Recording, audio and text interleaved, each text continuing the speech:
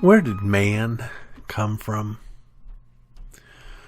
Well, the first man was made from the dust of the ground. God, who made the dust, took the dust and molded and shaped it and breathed life into it, and this was Adam.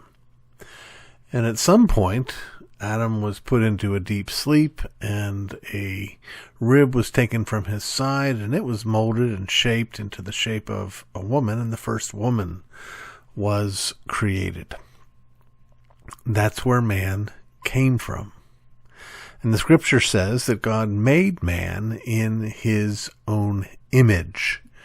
And this distinguishes man from all other earthly beings, that man alone bears God's image.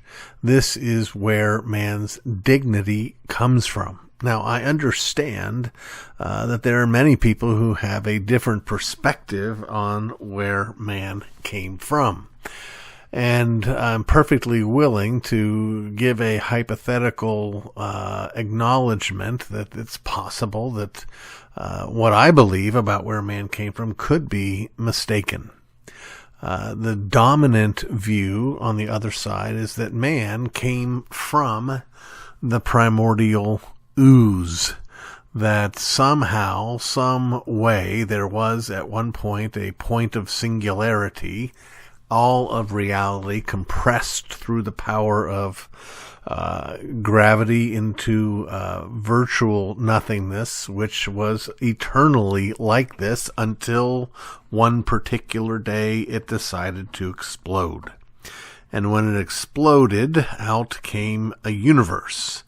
Or multiple universes, depending on how you want to look at it. Certainly multiple billions of galaxies, each with billions of stars. And on this particular planet, orbiting this particular star that we call the sun, more time and energy sort of came together, and with no intentionality whatsoever, by accident, out of this ooze came a single-celled creature, not created, but a single-celled living thing, which over time, through random, again, unintentional mutations, became somewhat more sophisticated and somewhat more sophisticated until eventually it became a fish, and the fish left the water and became a land animal, and eventually became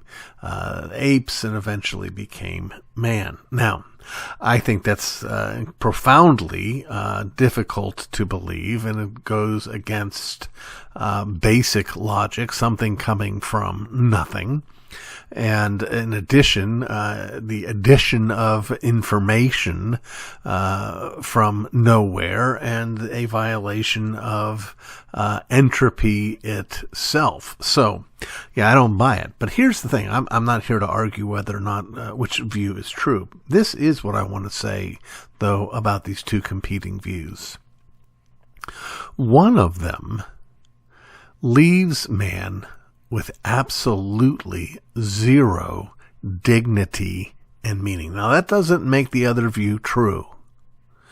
We want to have dignity and meaning, but that doesn't mean that we do have dignity and we have meaning. But when we want to have dignity and meaning, and we want to embrace this other idea of man coming about by accident, we have to choose. You can't have dignified man being a cosmic accident.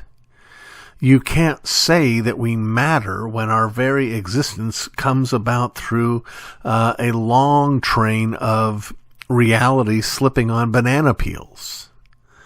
There is no dignity.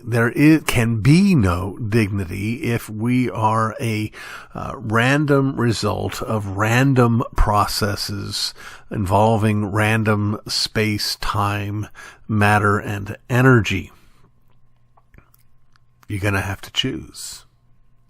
Either we are meaningless, or one day we will answer to the one who not only made us, but gave us meaning.